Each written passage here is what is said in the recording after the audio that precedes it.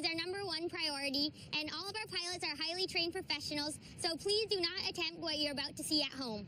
Or on the beach, on the side of a hill, in an igloo, in the back of someone's yard. Just land on the runway, please. Northern Alaska. It's home to the most isolated citizens in America. The only way in and the only way out is by bushplane. Where the roads end, the Tweedo's world begins. On this episode, a blast from Ponce's past gives the kids in Uniclete something to cheer about. Oh! Ariel takes to the skies in a new plane and struggles to even get off the ground. And lead pilot Eric Snuggerud battles heavy turbulence with a very special delivery.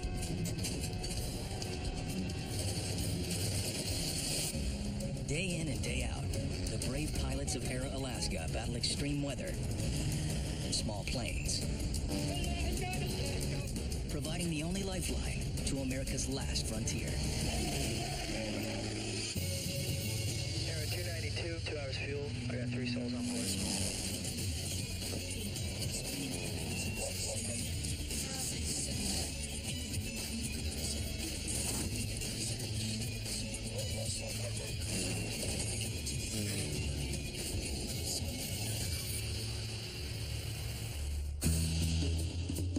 Spring is in full swing in Alaska, and although this season is a welcome transition from winter, the weather is still highly unpredictable. Fluctuating from calm, clear skies to strong wind and snow in a matter of minutes. As the snow and ice continues to melt away, around the state, communities embrace the 16 hours of sunlight that accompany the month of May. This year, the people of Uniclete have an added reason to celebrate, as this is their first spring with paved roads. For the children, this means they get to finally experience skateboarding, following in the footsteps of Air Alaska pilot and former professional skateboarder John Ponce.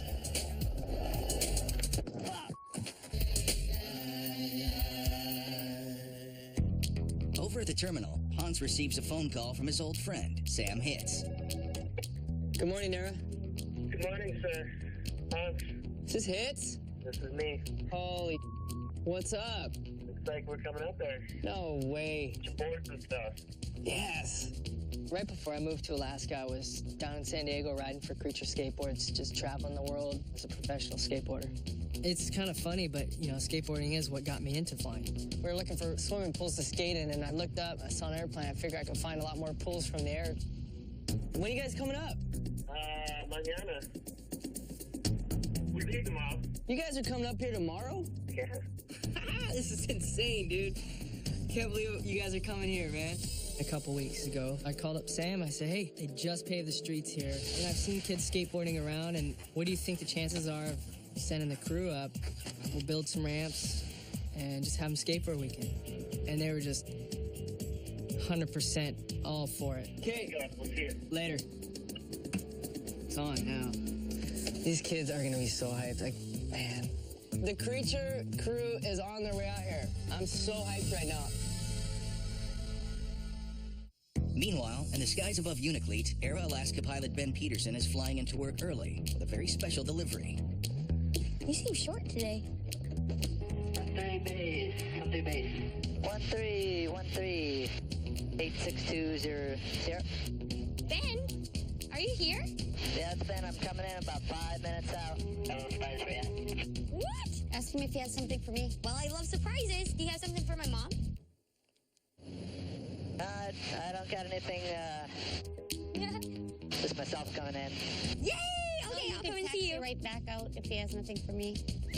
Cool, well, I'll see you in a couple minutes. All right, see you in a couple minutes. Beautiful.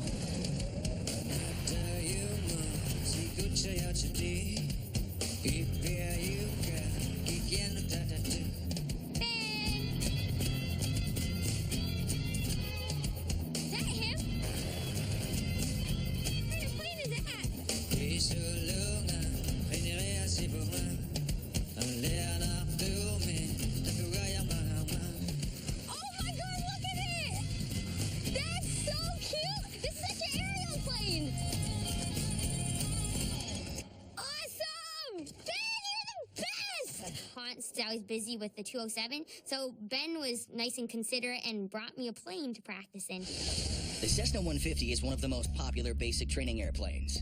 Its simple controls offer fewer distractions in the cockpit, while its lightweight make it easier to maneuver and more resistant to stalls. All this combines to make it the ideal aircraft for energetic, aspiring pilots. Oh my God, it's so small! Woo! Let me run and get Jim so I can take a peek at it. Yeah, this one should be just fine for you. You can do anything you want in this. I've been practicing it in a 207, and 207s are super heavy, and they're not really good learning planes because you need to be really strong to use it. What do you think of my new baby? Isn't it awesome? There, your little Tonka toy. Oh, no, look inside, though. There's fixed pitch. You don't even do anything. I know how to start it already. Can I solo right now?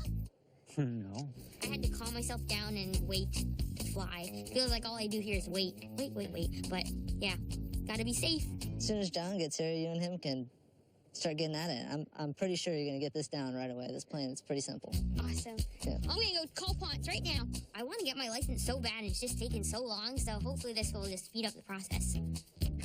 While the rookie pilot searches for her instructor, down on the southern coast of Alaska, pilots Sarah Freyer and Eric Greener join Bush pilots from across the state to test their skills at the annual Valdez Fly-In.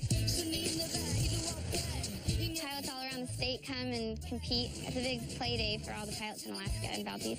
The best Bush pilots in the state fight for bragging rights in competitions ranging from short takeoff and landing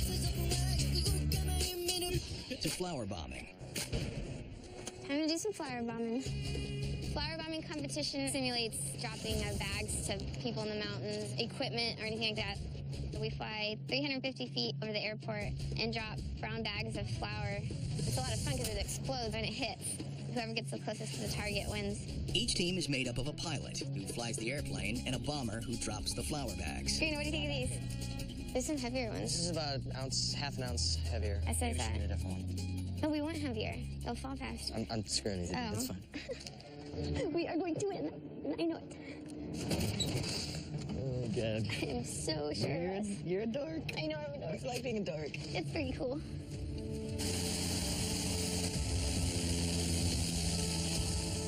Sarah and Eric will have 2 attempts to hit the target.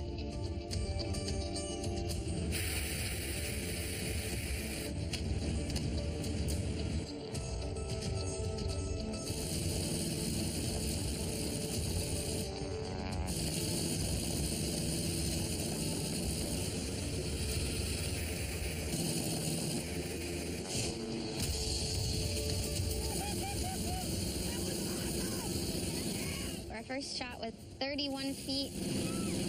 Really good.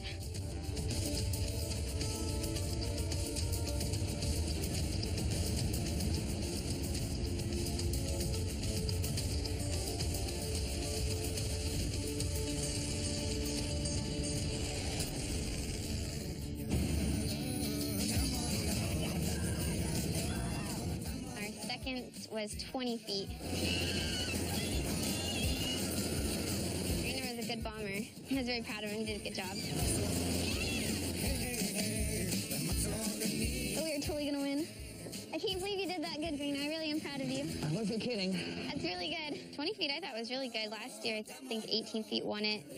That's good, Greener. I'm gonna go back up in a little bit. Okay. While Eric keeps an eye on the competition, Sarah uses this opportunity to learn a few recovery maneuvers from veteran flight instructor Marcus Payne. Hello. Hello. My name is Marcus Payne. I teach what we call upset training, and that is for pilots to learn to recover from things that occur to them in the sky that cause them to not be straight and level. Well, I'm just pre-flighting, so you want to help me pre-flight? Yeah, absolutely. The kind of flying we do, low, slow, it's the environment for stall spin accidents. And stall spin accidents are nearly half of the fatalities in Alaska. Take us out of here. This is important. These are definitely maneuvers that can save your life. Well, should I climb up to a higher altitude? Let's go to 2,000. Okay. I'll do some stuff, and maybe you can do some stuff. Yeah, that would be awesome. Okay, we're going to look over the nose, and then we're going to roll. There. Wow. That's a spin. And then it's left. And Left. there, got it. And pull. There we go. Cool. That's a spin. That's a spin. I mean, that's exactly it. Now, you're set? Yep. airplane? My airplane. All right, so climb on up to about 2,000. You try one to the left, same deal. Okay. Bring her all the way back. Just hold that nose back against the mountains. Back to our left. Oh, man.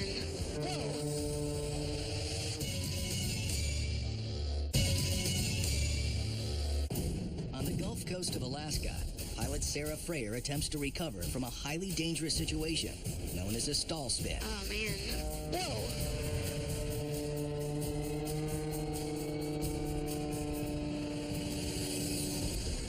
Wow, that was cool. Very cool. Back pressure hard, pull harder. There you go. Good girl. I learned how to spin a plane and go vertical towards the ground and pull it back up again.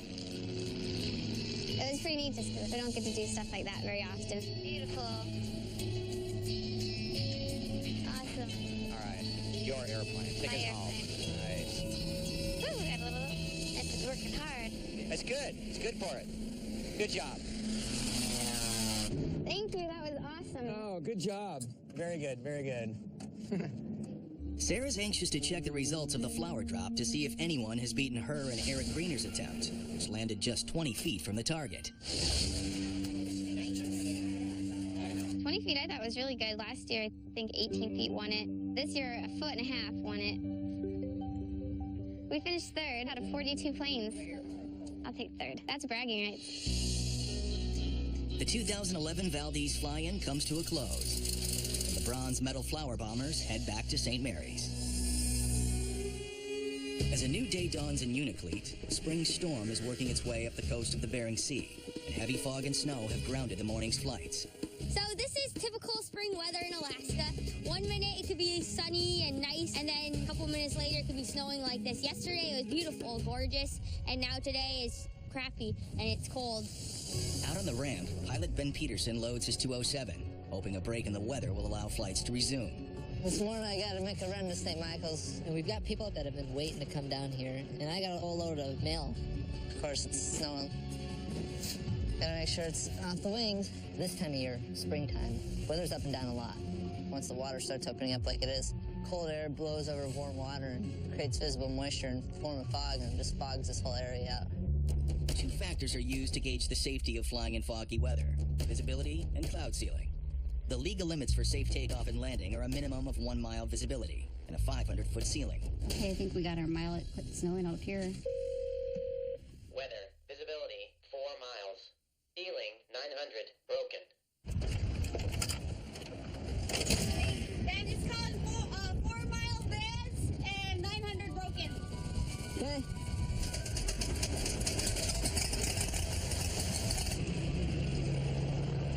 Ben is well within the legal limits for takeoff. He must move quickly, as the darkening skies mean the likelihood of a safe return diminished by the minute.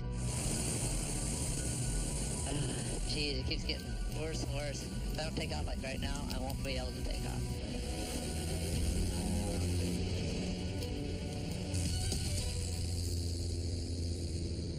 Ben makes the 50-mile flight to St. Michael. The winds are already beginning to blow. Come on down. It's windy and bumpy.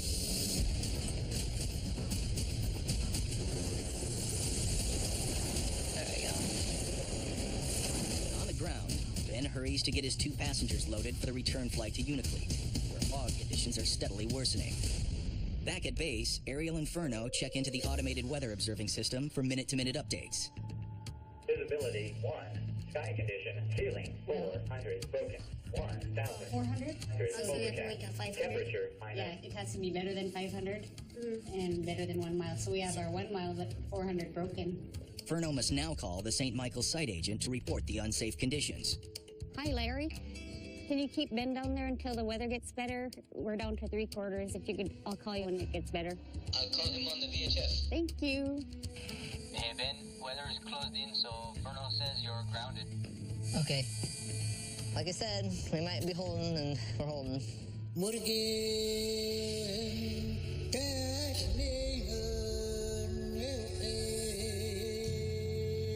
There's 2 sides to this changing weather. One part of it is you're in a huge rush to beat the weather, so you're moving real quick. And then the other part is sitting in your butt and just waiting out the weather. You're either moving real fast for the weather or you're sitting around for it. Wind's blowing pretty good, and it's in the teens, so it's pretty cold. Since the tiny village of St. Michael has barely 300 people, there is no terminal, only a utility storage building. So the passengers decide to wait out the weather in the park Cessna, as Ben whiles away the time with an unusual activity. Ooh, way left. This is a first, I can tell you that. We're in St. Michael, the wind's blowing. Watching the pilot do a sling. Yeah, I mean, come on. Too right. Little do we know, he's probably the Olympic gold medal champion of the sling. Yep. Oh, man. After 40 minutes of slinging rocks, Ben checks back in on the weather. 26 St. Michael era. Hey, I'm just trying to get a hold of Hilary, see if you guys got any weather updates for Uniclete.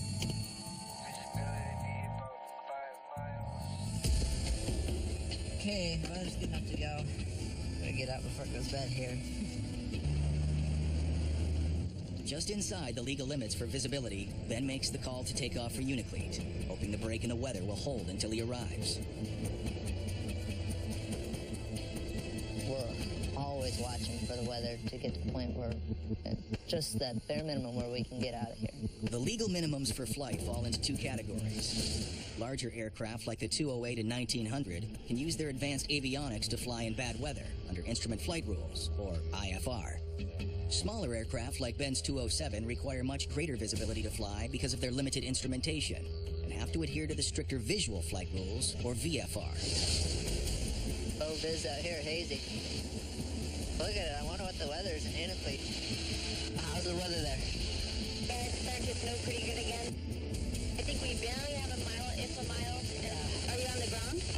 No, I'm up there. Still calling one viz, and then it's now 100 overcast. Oh. Okay.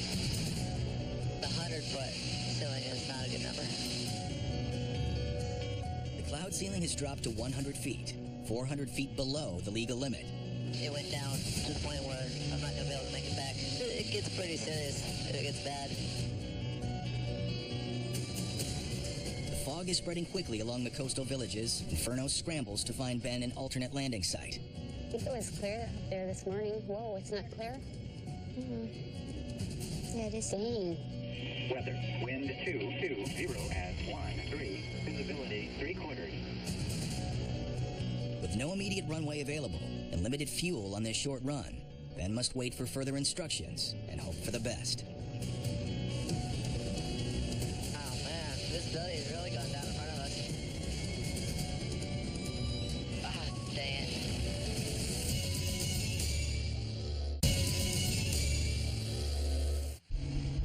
Outside of Uniclete, pilot Ben Peterson is flying in dense fog and unable to land.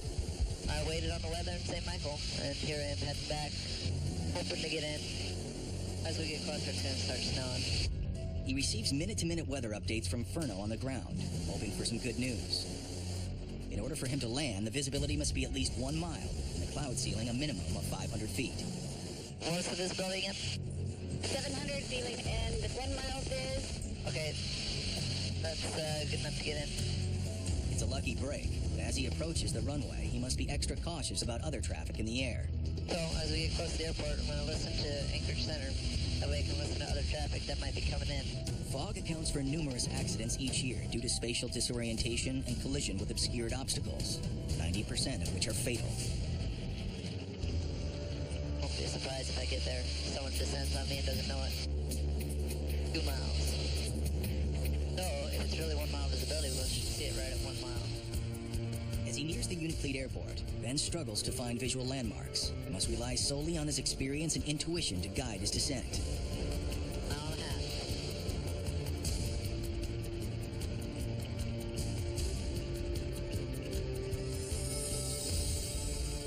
1 mile, and there it is. 1 mile visibility, there's the runway. Oh, that's what 1 mile visibility looks like. You're pretty much right over the top of the town.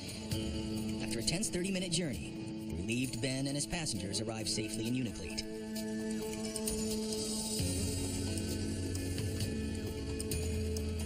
Texting it.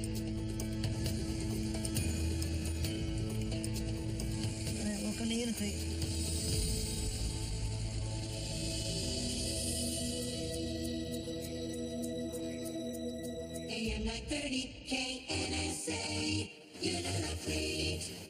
I have an announcement here from Air Pilot John Ponce. Some of his pro skater friends are coming up from San Diego and are going to put on a show for the village. We don't get a lot of pro skateboarders here in Unity, so you should come out to the coast road for the show. It should be exciting. The weather finally clears enough for flights to land, including one carrying a team of skateboarders from California, a flight John Ponce has been waiting for all day.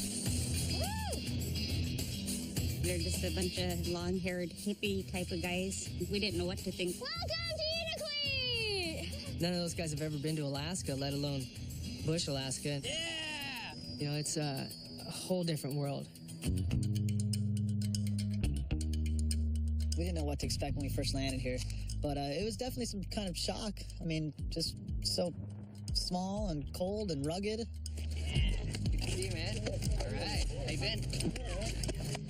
I wasn't expecting this. I was kind of expecting a little bit bigger of like a town. That's where I live. Welcome to Uniclete. I gotta unload these planes, but I'll come find you guys in a minute. Yeah. Right on. Yeah, I'm glad you made it, dude. It was a little overwhelming at first. Like, what? I don't know what I'm gonna do up here. You know, I don't know what they do up here.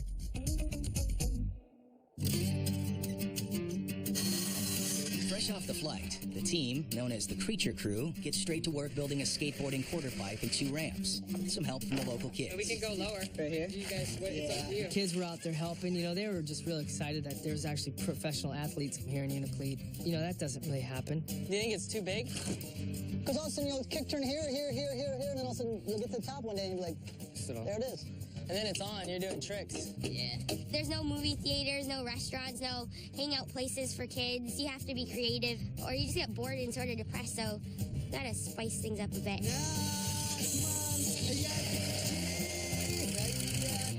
That was great, man. They all helped out, followed us around. They'll probably show up here in a few minutes behind my back in a little bit and start watching, but that was great. Great experience. Excuse me, little man. You guys almost done? Yep. Coming up here was definitely like a once-in-a-lifetime thing. At least for me, like I never would have thought a skateboard would take me to Alaska. Figure when we're gone, the ramps will still be here, and who knows, maybe one of the kids will end up getting really good, and we'll get a pro out of Uniclete. Yeah, that's the wolf pack right there. Wolf pack. As Uniclete's kids try out the town's first skate ramps, Ariel and Ponce head to the tarmac to take advantage of the clear weather. Until now, Ariel has been practicing on the Cessna 207 and has struggled with the plane's controls, especially during takeoff and landing. Other way. Oh. Today, she will fly the smaller, lighter Cessna 150 for the very first time. It's a popular training plane for students, just right for Ariel to hone her takeoff and landing skills. The 150 is like a little clown car. It's like a little bug. It's like a convertible bug, but without the convertible.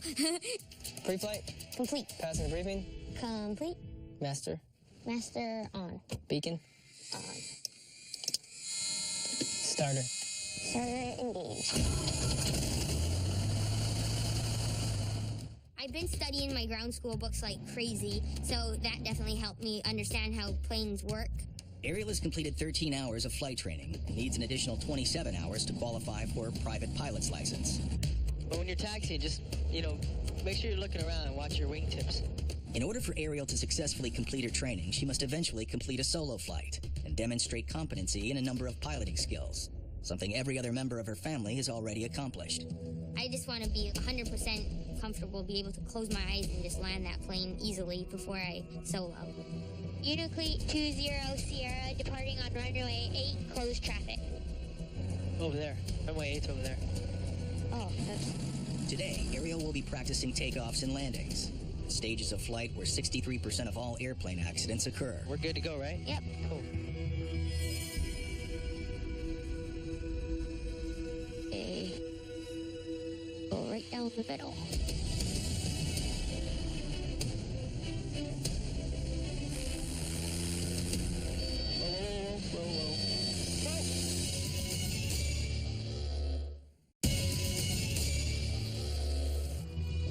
In Uniclete, pilot John Ponce is helping Ariel Tweedo practice her takeoffs and landings, stages of flight where 63% of all general aviation accidents occur. Nose down.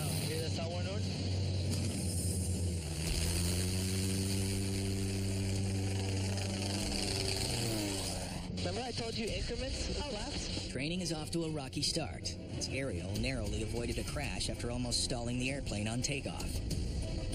Look behind us. Kind of drifted.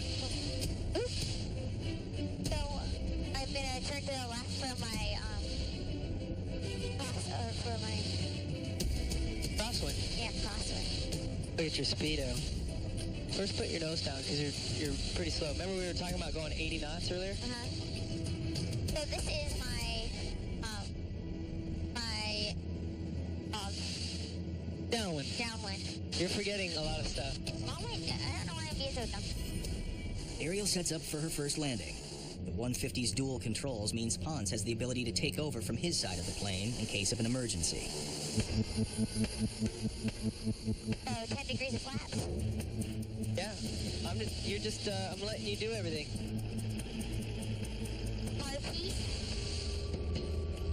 Getting a little bit slow and you're sinking, so give yourself a little bit of power to carry you down. Her confidence shaken by the turbulent takeoff, Ariel struggles to regain her composure in order to safely land the light-framed 150. Look at your speed. Oh. There you go. Put the nose down. And pitch for your airspeed. Don't pull back. You just want to keep descending. Okay, reduce the power a little bit. We're getting fast. Pull it all the way out, slowly. Pull the power all the way off.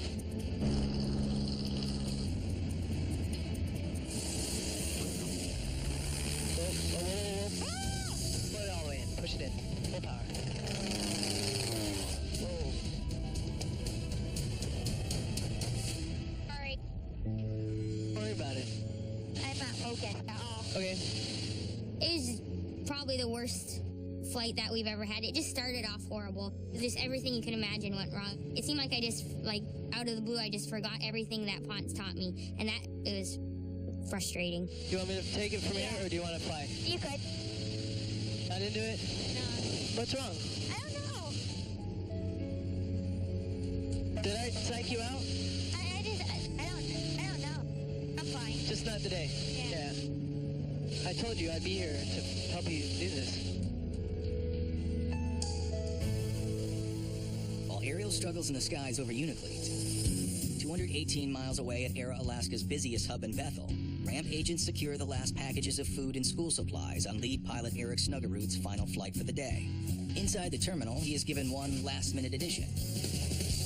Guys got an update on the winds out there? Looks good. It's blowing about 5 knots. This is going to G-back for G-lean. For GVAC? Mm-hmm. All right. Well, let's get on the airplane. You know, as pilots out working out in remote areas, there's a lot of times where transporting a simple thing as a birthday cake can mean a big deal to a little girl or a little boy's birthday.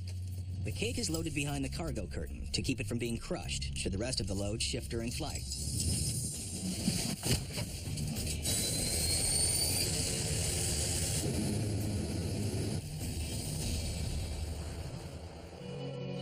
Miles from Chivac, Snugs checks the weather and discovers the flight may not be as smooth as he'd anticipated. There's a good possibility we'll encounter some moderate turbulence.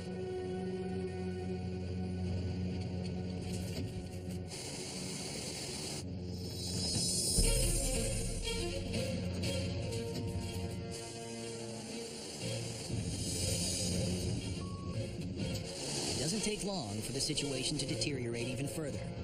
There's some pretty significant turbulence.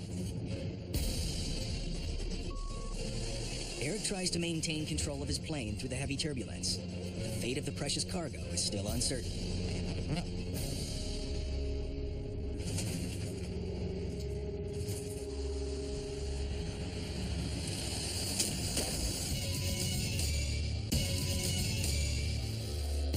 Near the coast of the Bering Sea, lead pilot Eric Snuggerud is flying through heavy turbulence with food, school supplies, and a last-minute birthday cake bound for the village of Chivac.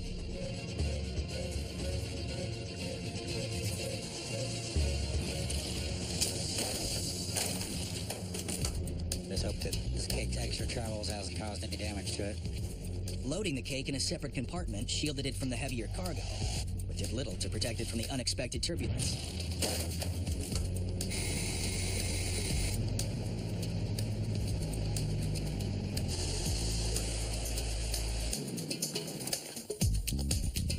That cake wasn't in there, huh? Where'd they put the cake?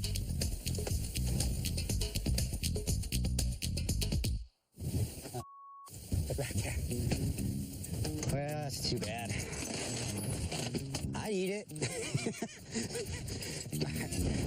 Hey, Jaylene, I got good news and bad news. You got my cake? I have your cake. That's not the good news. She was out there ready to take her cake home, so... What the heck? I'm sorry. Well... It's just a cake. It's supposed to have a fragile sticker on it. Of course, she wasn't happy about her cake, but Jaylene's pretty cool. She was understanding, you know. She knew that it was really windy. We'll see about getting her another cake. Thanks a lot for bringing it. All right. Bye-bye.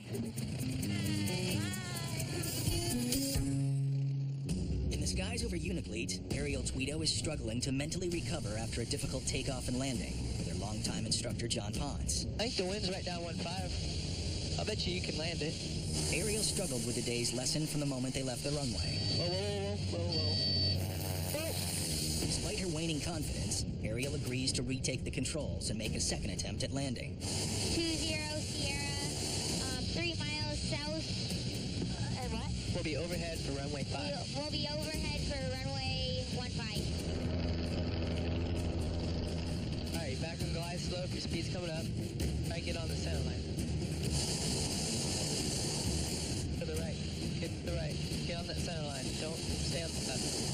Okay, you're holding too much left rudder. Okay, now go ahead and pull power slowly. Slowly. Pull power. Put your right wing down. There you go. All right, pull the power. There you go. Perfect. Want to call it a day? Yeah, I'm done. Okay.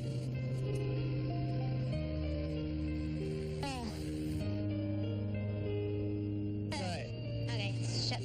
All right. Don't get down. Some days work and you don't think they're gonna work. Some days don't work at all. You have to be tough to fly any airplane. It's just you in the air in that little box of material. Well, today's not my day.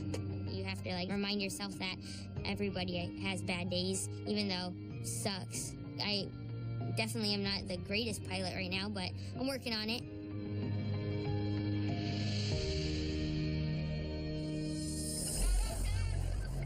With Ponce back on the ground, the village kids gather at the skate ramps to see what they've all been waiting for. Unifleet's first ever pro freestyle skateboarding extravaganza.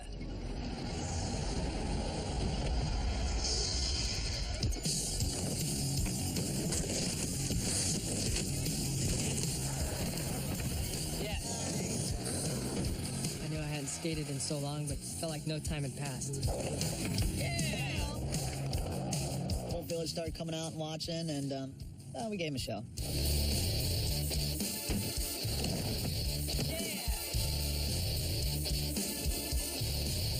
The launch ramp is slowly getting wider and wider, the gap between it, and so who knows what's gonna happen.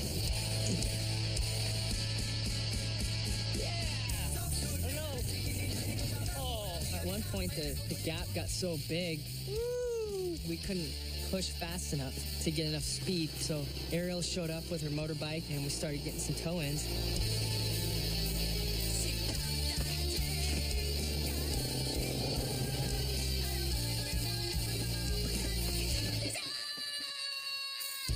The ramp keeps moving wider and wider. More gas, more gas. I don't want to injure Ponce. Flashbacks from last year when I told him going down Old Army. Whatever, I'm down for danger and fun. And danger and fun it was.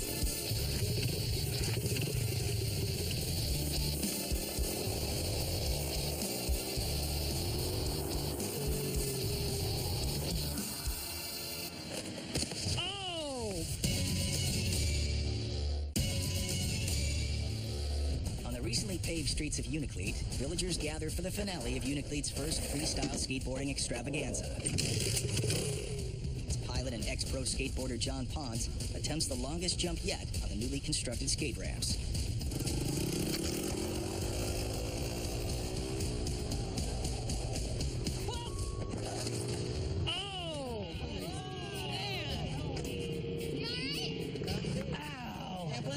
The plan was for him to land on the other side, but didn't really follow that plan. He wiped out. It's sort of scary to be like driving the motorbike, then looking over, and then Ponce is in the air, and then looking down, and then Ponce is on the ground, rolling, not landed. Toe-ins are kind of hurting me right now. Yeah, I got a couple battle wounds from my fall, but it's fun, you know? You're not going to get any satisfaction if you don't try it. That's good. Yeah. The next morning, the crew arrives at the terminal for their long journey home. I can stay for a couple more weeks easily. But not before a little goodbye bag check from Furno. What do you need checking? Your ID. And then I do the pat down. She's a TSA. Can you lift up your... spread it more. Can you pull down your pants? She just got me, right? These guys need assistance getting on the plane. True. Oh, it was good meeting you. Yeah. Thanks for letting me tow you. That was so fun. Of course. It was neat seeing those guys again. It was actually really cool that they came up here because it kind of rehashed all the old times that we've had. I got something for you. Wow. Yeah. I know you were hyped on that. Yeah. I don't have any regrets of not doing that stuff anymore. I love skateboarding, and it was a lot of fun. I met a lot of really fun people, but there's nothing like flying Bush, Alaska. Take us out of here, Ponce. All right. Cool, man. Chapter 2, complete. Ponce, he's got it a little more dialed now. We start calling him Responsible because all of a sudden he used to be this wild skateboarder, and all of a sudden something just changed, and he started being responsible. Thank you. Bye.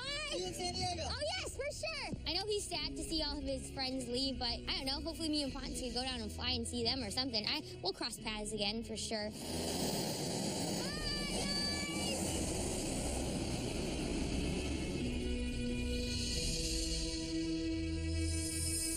With the Creature crew on their way back to San Diego, Ariel is inspired to hit the books and give her flying another shot. Not before reviewing some flight lessons with Jim. So I've been studying my ground school. It's a lot more interesting than I thought. I learned about class airports. B class is like Chicago and LA. I thought we're just uncontrolled airspace Oh, here. we're E class, and E. then Nome is D class. Yeah. I'm learning. Yeah, it sounds like you're really picking up on it. I know. Good deal. Knowledge is a good thing, Ariel. It is. That's why we send astronauts to school. Man, it sure makes understanding how to fly a lot easier. Are you ready to go? We ready? Peace, homeboy. Okay. Gotta get this license. All right. I've been watching Ariel flying the 150, and she's having the same problem, everybody has to begin with. I don't expect her to land as smoothly as a commercial pilot yet, but she's making good progress, and she'll get it.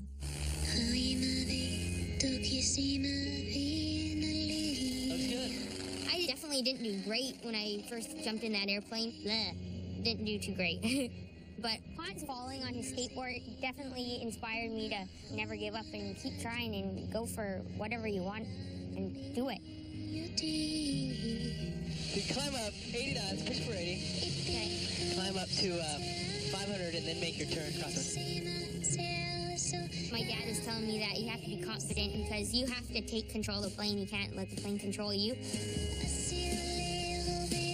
I'm super optimistic that I'm going to move forward, and once I get used to sitting in that little 150 and just get comfortable in it, I know that I'll progress a lot faster and just nail everything.